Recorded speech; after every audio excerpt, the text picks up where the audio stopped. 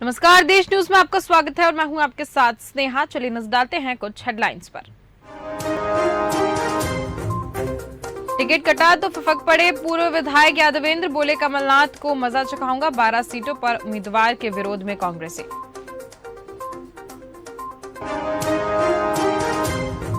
सरकारी योजनाओं का प्रचार करेगी भारतीय सेना। रक्षा मंत्रालय ने तीनों सेनाओं को 9 शहरों में सेल्फी पॉइंट बनाने का दिया निर्देश।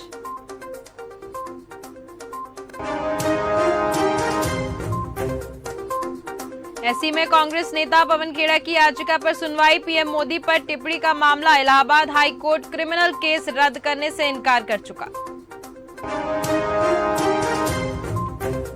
दिल्ली एनसीआर में भूकंप के झटके। रिक्टर स्केल पर तीव्रता 3.1। फरीदाबाद में था सेंटर।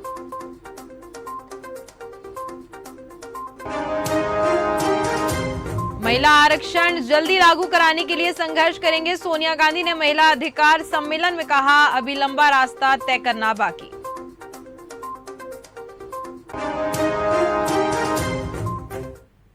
चलिए अब देखते हैं खबरें विस्तार से। पुलिस कार्यालय रोशनबाद हरिद्वार में जनपद के पुलिस कप्तान श्री डोबला ने जनपद में आगमन करने के पश्चात अपराध गोष्ठी सैनिक सम्मेलन आयोजित किया। सर्वप्रथम एसएसपी हरिद्वार द्वारा सभी लोगों को नवरात्रि के पर्व की शुभकामनाएं दी गईं।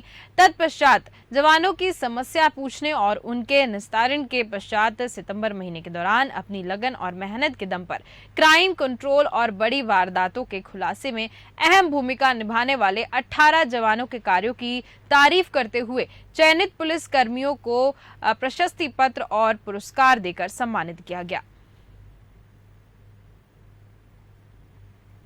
आज एक वृहद क्राइम मीटिंग ली गई थी, जिसमें सभी थाना प्रभारियों को निर्देशित भी किया गया, इन्हें वार्न भी किया गया। आगे के जो त्योहारी सीजन है इसमें इनकी लगातार विजिबिलिटी बनी रहनी चाहिए।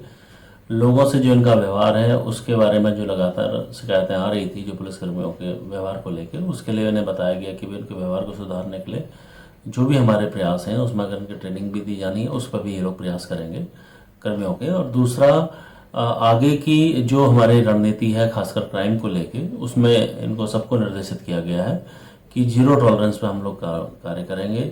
और जो हमारा रजिस्ट्रेशन का ऑफ एफआईआर है वो मैक्सिमम होना चाहिए, उसमें किसी तरीके का डिले ऑफ एफआईआर नहीं होना चाहिए। इसमें अगर कोई कमी पाई जाती है तो इसके गंभीर परिणाम इनको बिल्कुल भुगतने होंगे, उसको लेके भी इनको वार्न किया गया था। और नेशनल हाईवे 30 खेतौला बाईपास पर कटनी तरफ से आ रही तेज रफ्तार कार अनियंत्रित होकर ड्राइवर पर चढ़ गई। कार की रफ्तार इतनी तेज थी कि वह सामने से आ रहे सिहोरा एसडीएम धीरेन्द्र सिंह के वाहन से सीधे भिड़ गई। हादसे में दोनों वाहनों में सवार लोग बाल बाल बचे। रफ्तार इतनी तेज थी कि ड्राइवर पर चढ़ने के बाद वहां लगे नगर पालिका के बोर्ड को तोड़ दिया। घटना के बाद मौके पर पहुंची पुलिस ने दोनों वाहनों को हाईवे से अलग कराया। बताया जा रहा है कि एसडीएम शासकीय वाहन से मीटिंग के लिए जबलपुर गए थे। मीटिंग खत्म होने के बाद वे वहां से सिहोरा लौट रहे थे।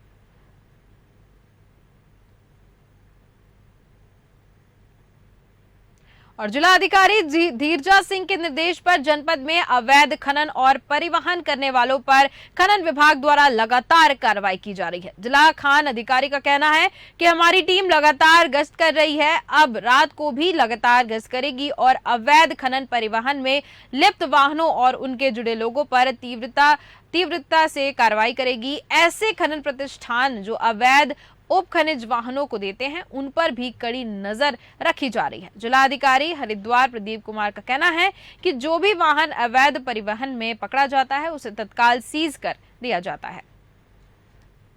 अभी हमारे पास जो नए निर्देश मिले हैं, जितने हमारे खनन पट्टे हैं या भंडारण हैं, वो अपने अपने पट्टों में भंडारणों में वाहनों का रजिस्ट्रेशन करवाएंगे। उन भंडारणों से पट्टों से वही गाड़ियाँ जाएगी जिनका उसमें रजिस्ट्रेशन हुआ है। और अगर कोई वाहन स्वामी बंदा एक दम 2 चक्कर मारता है तो हम लोग तो लगातार मॉनिटरिंग करते हैं, चेकिंग भी करते हैं। अगर कोई पकड़ा जाता है तो उसको हम सीज कर देते हैं। और डीआरडीओ ने हल्द्वानी के गोरापड़ाव स्थित अनुसंधान केंद्र में 3 दिवसीय किसान जवान विज्ञान मेले का आयोजन किया। बता दें कि केंद्रीय रक्षा राज्य मंत्री अजय भट्ट ने मेले का शुभारंभ किया। इस दौरान उन्होंने अनुसंधान केंद्र की अति आधुनिक लैब का भी उद्घाटन किया। वहीं किसान विज्ञान मेले में कृषि के साथ साथ कई स्थानीय उत्पादों का भी प्रदर्शन किया गया। साथ ही किसानों को उन्नत तकनीकी की जानकारी देने के लिए तमाम स्टॉल्स भी लगाए गए। वहीं बेहतर पौधे और बीज भी किसानों को उपलब्ध कराए जा रहे हैं। इसके अलावा कृषि के क्षेत्र में बेहतर कार्य करने वाले किसानों को सम्मानित भी किया गया। देखिए 61 में ये इंस्टीट्यूट हमारा बना, हमने उस समय खोला। कई जगहों पर उत्तराखंड में भी कई जगह खोले गए। उसकी स्थिति उस समय ऐसी थी कि हमारे पास कनेक्टिविटी नहीं थी, हम बॉर्डर इलाके में जा नहीं सकते थे। साग सब्जियां अगर नीचे से ऊपर भेजते थे तब तक वो ख़राब हो जाती थी। तो तत्काल प्रभाव से न्यूट्रिशन किस तरह से अपने जवानों को दिया जा सकता है वेजिटेबल, तो उसके लिए हमने एक शुरुआत करी, जो शुरुआत बहुत अच्छी रही। और भिंड में भारतीय जनता पार्टी को बड़ा झटका लगा है, जहां भाजपा के पूर्व विधायक रसाल सिंह ने पार्टी की प्राथमिक सदस्यता से इस्तीफा दे दिया है। वहीं बता दें कि मुख्यमंत्री ने रसाल सिंह से आज अपने लाहौर दौरे के दौरान मुलाकात करने का भी समय मांगा था, जहां पूर्व विधायक ने मुख्यमंत्री से मुलाकात नहीं की और पूर्व विधायक ने लाहौर विधानसभा सीट से अमरीश शर्मा गुड्डू को प्रत्याशी बनाए जाने पर विरोध किया था और कहा कि पार्टी गद्दारी कर पार्टी में शामिल होने वालों को टिकट दे रही है।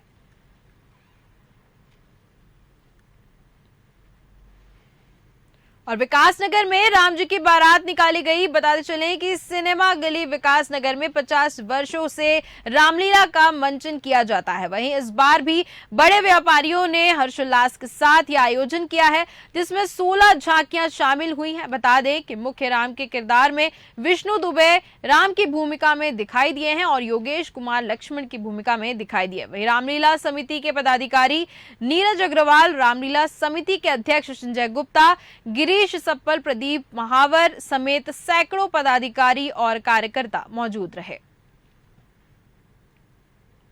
देखिए रामलीला समिति चौक बाजार विकासनगर जो है, ये लगभग 50 वर्षों से भी अधिक से लगातार बाजार में रामलीला करती आ रही है। और आज भव्य राम बारात, जो कि एक ऐतिहासिक राम बारात है, उसका आज मंचन रामलीला कमेटी द्वारा किया जा रहा है। ये रामलीला मंडी से शुरू हुई है और शांतिपुर चौक से घूमकर ये वापस रामलीला कमेटी पहुंचेगी, जहाँ पर हमारा कन्यादान का कार्यक्रम बहुत दिव्य होगा। और जबलपुर के सिहोरा में अधिकतम विक्रय मूल्य से भी अधिक मूल्य पर मदिरे के विक्रय किए जाने पे लगातार शिकायतें प्राप्त हो रही थी, जिस पर सहायक आबकारी आयुक्त ने कार्रवाई करने के निर्देश दिए हैं और टीम गठित की गई है, जिसके बाद कंपोजिट मदिरा दुकानों पर कार्रवाई की गई है और 1 दिन के लिए यह मदिरा दुकानें बंद रखे जाने के आदेश दिए गए हैं।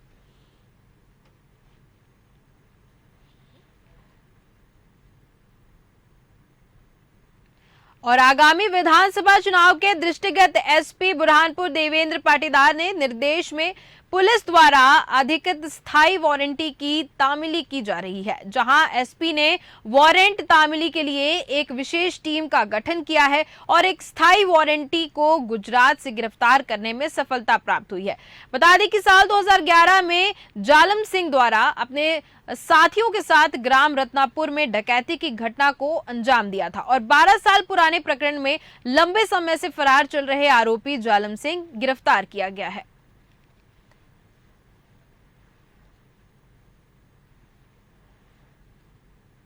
और अब अगली खबर उन्नाव से है, जहां ब्याज की रकम का चस्का ऐसा लगा कि साहूकार जबरदस्ती वसूली करने लगा। पीड़ित से 6 लाख की जगह 9,60,000 वसूलने के बाद भी रुपयों के टॉर्चर किया जा रहा था। बता दें कि व्यापारी जोगेंद्र सिंह ने बताया है कि कोरोना काल से पहले उसकी दुकान में आग लग जाने के कारण उसका काफी नुकसान हो गया था, जिसके चलते उसकी दुकान बंद हो गई थी। तो उसने एक सलील मिश्रा नाम के साहूकार से 6 लाख रुपए लेकर और अपने घर के जेवरात बेचकर फिर से दुकान को स्टैंड किया और व्यापारी ने साहूकार के प्रति महीने के 3% ब्याज की दर से ब्याज चुकाता रहा, लेकिन साहूकार का लालच बढ़ता गया और वह व्यापारी से एक मुश्त पैसों को लेकर डिमांड करने लगा। वहीं साहूकार से परेशान होकर व्यापारी ने अपने और अपने परिवार की सुरक्षा के साथ न्याय की गुहार जनपद के आला अधिकारी एसपी से की है।